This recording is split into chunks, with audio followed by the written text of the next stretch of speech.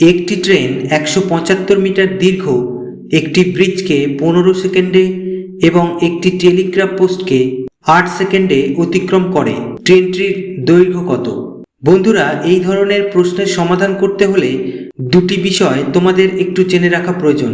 দুটি বিষয়ের প্রথমটি হলো কোনো ট্রেনকে কোনো ব্রিজ অতিক্রম করতে হলে তার নিজের দৈর্ঘ্য ও ব্রিজের দৈর্ঘ্য যেতে হয়, এবং দ্বিতীয়টি কোনো টেলিগ্রাফ পোস্টকে অতিক্রম করতে হলে ট্রেনটিকে তার নিজের দৈর্ঘ্য যেতে হয়।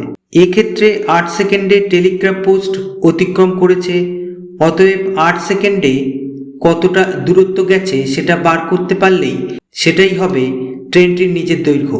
তাহলে খুব সহজে সূত্র ছাড়া কিভাবে সমাধান করবে দেখো এক্ষেত্রে ব্রিজকে অতিক্রম করতে 15 সেকেন্ড সময় নেয় এবং টেলিগ্রাফ পোস্টকে অতিক্রম করতে 8 সেকেন্ড সময় নেয়।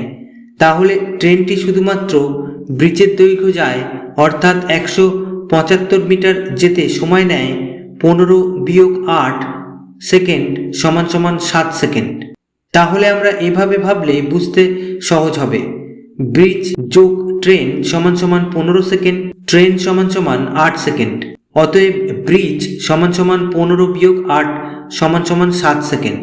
অতএব আমরা লিখতে পারি 7 সেকেন্ডে যায় 175 মিটার, 1 সেকেন্ডে যায় 175 ভাগ 7 মিটার এবং 8 সেকেন্ডে যায় সমান সমান 200 মিটার। তাহলে ট্রেনটির দৈর্ঘ্য হবে 200 মিটার।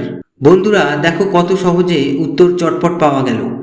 আশা করি ভিডিওটা ভালো লেগেছে। যদি ভিডিওটা ভালো লাগে প্লিজ কমেন্ট করে জানাও, আর চ্যানেলটাকে প্লিজ সাবস্ক্রাইব করে পাশের বেল আইকনটা প্রেস করে রাখো।